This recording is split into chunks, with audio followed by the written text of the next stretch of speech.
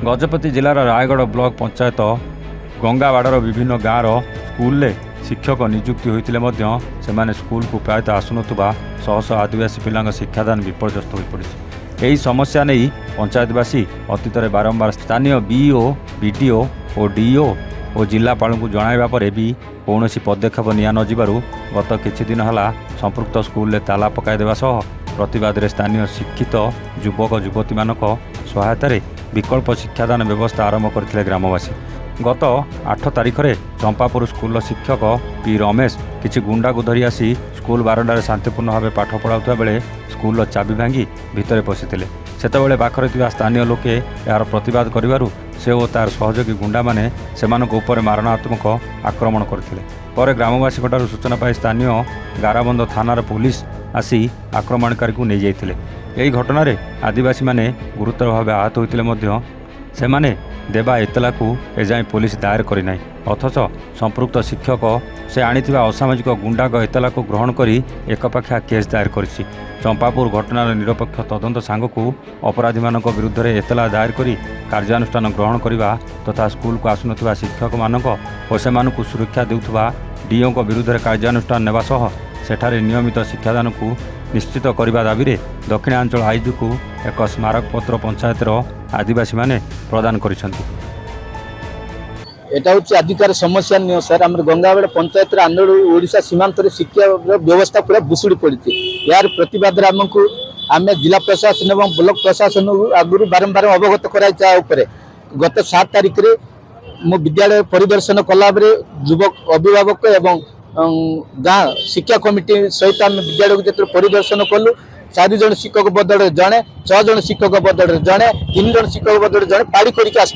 पाड़ी करके आसवा बाद शिक्षादान भी ठीक भाव में दि जाऊ ना। या आम डीओ को से दिन फोन माध्यम जोगाजोग करूँ सार आपड़ कहीं परिदर्शन करना आगुरी अवगत कराम आज ताला दे दूँ विद्यालय ताला देवार तो कहीं कल करूँ कहले ताला देलापर 8 तारिख में आम डीओ को भी कहलु आपण आसतु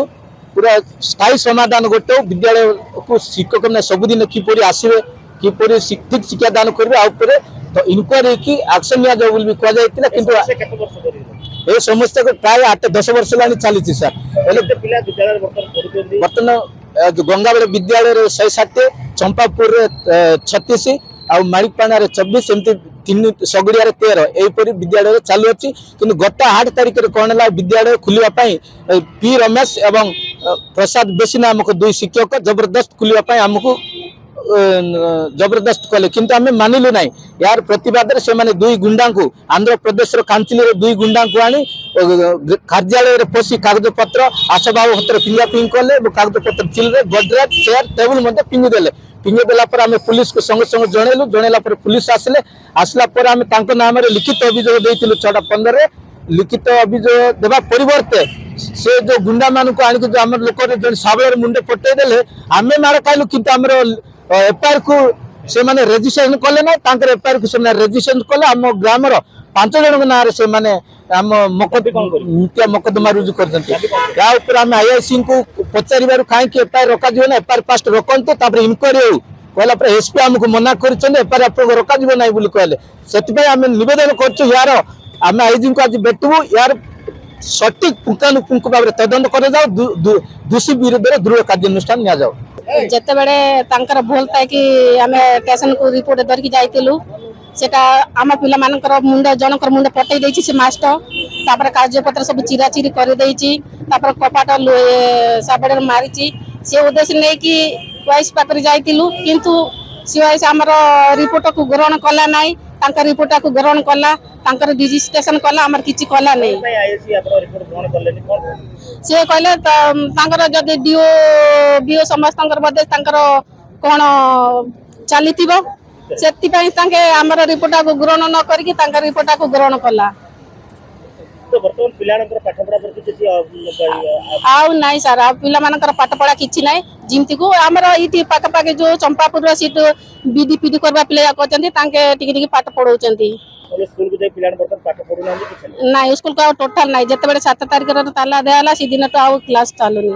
ନା ଏଟା ତ କେତେଥର ଆମେ ଆଲୋଚନା କରିଥିଲୁ, ମିଟିଂ ବି କରିଥିଲୁ, ସାର୍ ମାନଙ୍କୁ ଧରିକି କମିଟି ଧରିକି ସବୁ ମିଟିଂ କରିଥିଲୁ, ତଥାପି ସେମାନେ ଆମ କାର୍ଯ୍ୟଟାକୁ ପୁରା କର୍ଣ୍ଣକପ ନେଲେ ନାହିଁ। ସେମାନେ ଆମ କଥା ଟିକେ ବି ଶୁଣିଲେ ନାହିଁ, ନ ଶୁଣିଲା ବଳି କାର୍ଯ୍ୟକ୍ରମ କଲେ। ତେଣୁକରି ବାଧ୍ୟ ହେଲା ସେ ତାଲା ପକେଇବାକୁ। ଆମେ ଚାହୁଁଛୁ ଯୋଉ ଷ୍ଟେସନରେ ଆମେ ରିପୋର୍ଟ ଦେଇଥିଲୁ, ସେ ରିପୋର୍ଟ ଆମର ରେଜିଷ୍ଟ୍ରେସନ କଲେ ନାହିଁ, ସେଟା ପାଇଁ ଆମେ ବାଦ ଦେଇକି ଆଇଡି ଅଫିସକୁ ଆସିଛୁ। ହଁ, ଆଉ ଥରେ ପୁଣି ଭଲରେ ସ୍କୁଲ ଖୋଲା ଯାଉ, ଭଲରେ ପାଠ ପଢୁ, ଆଉ ପାଳି କରିକି ନ ଆସନ୍ତୁ, ଠିକ ଟାଇମରେ ଆସନ୍ତୁ, ଠିକ ଟାଇମରେ କ୍ଲାସ କରିକି ଯାଆନ୍ତୁ। ଗଜପତିରୁ ଅଲିନ ପାଣିଙ୍କ ରିପୋର୍ଟ, ଏୱାନ୍ ଓଡ଼ିଶା।